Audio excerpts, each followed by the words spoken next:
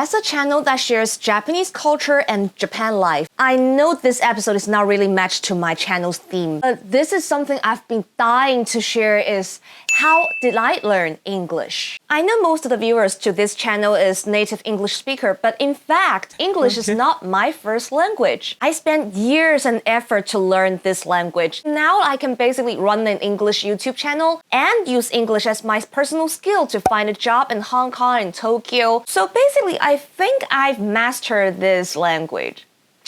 But what I'm gonna share today is not about methodology. It's more about leading you to understand that why do you want to learn a second language? There are tons of books and YouTube channels are teaching the way to learn English efficiently. But do you have faith in mastering this language? Because if you have it, there's no such efficient way. First of all, which is also the most important, is your attitude towards language learning. Ask yourself, why do I want to learn this language? For me, it's simple. To see the world, to talk with foreigners, to learn as many culture as I could. This is the core of my personal value. I used to learn English like crazy. Back in college, I woke up at 5 a.m. to learn the vocab, practice speaking by talking to myself, and I probably would be still practicing listening until 12 a.m. or something. But why I pushed myself so hard is not because I love the language or because I'm Asian. Nope. It's because I desperately want to change my life and future. I believe that a good level of English is the key to a change. I know many people nowadays, when they're learning English, they're thinking about like, I want to look cool or it's useful for my career. I need to learn it. But this has nothing to do with your value. Then of course, many of them gave up in the middle because language learning is repetitive and boring, to be honest. Many of my Japanese friends are stressed about like, I spent so much time and effort learning this language. How come I still couldn't read and speak? Other than the fact that English education in Japan is basically a mess, I think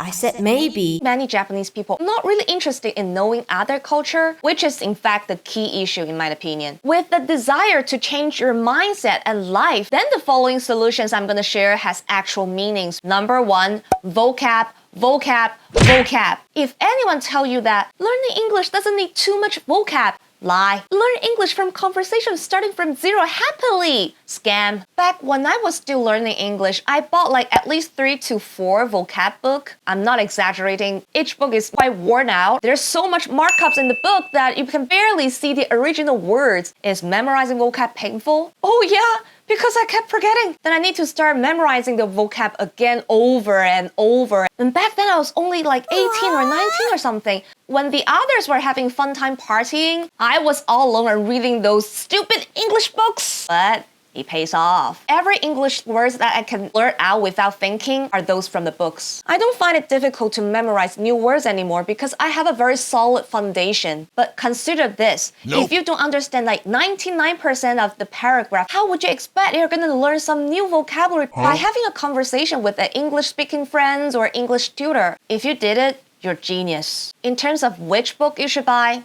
it doesn't matter, as long as you read it. Okay. And the second one is pronunciation. And to be honest, I think it is more important than memorizing the vocab. It's kind of related to gifts. The younger you're learning the correct pronunciation, the better. I do have many Japanese friends who speak like fluent English, but the pronunciation is a bit, let's say that their accents makes people think of their English level as not good enough, which is totally not true. Nope. To practice English pronunciation, the phoneme is the key. Back when I was like 6 or 7 years old, my elementary school English teachers put so much effort in teaching us the phonetic alphabet. You know, like the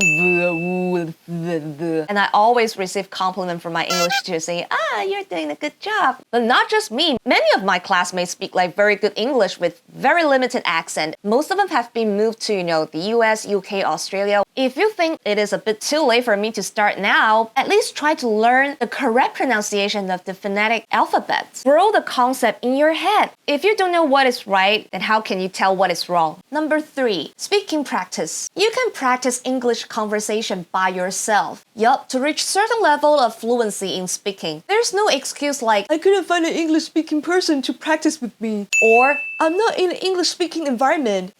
You can practice on your own. Here's the tip. Speaking and listening is inseparable, correct? Listening is the input, speaking is the output. So every time when you're practicing listening, you just pretend that someone is talking to you. You are being the listener. And for speaking practice, imagine someone is sitting in front of you and you're talking to the virtual person. Try to talk anything, it's fine. Looks quite dumb, I know. But this really works. I was preparing for my IELTS test, which speaking test is included. I pretend the examiner is sitting in front of me, doing the rehearsing with the examiner. Don't complain about the environment. You create the environment. And number 4, have certain knowledge about the country where people there speak English. Grow a hobby, but even though you don't have any of those, at least have certain curiosity. The goal of learning any language is to communicate and understand the culture. Any conversation or relationship are based on mutual interest and certain curiosity of each other. And no matter how well your English is, if the communication is not on the same channel, the language learning itself seems pointless. I strongly recommend to take watching TV series as an entertainment for language learning, not movie,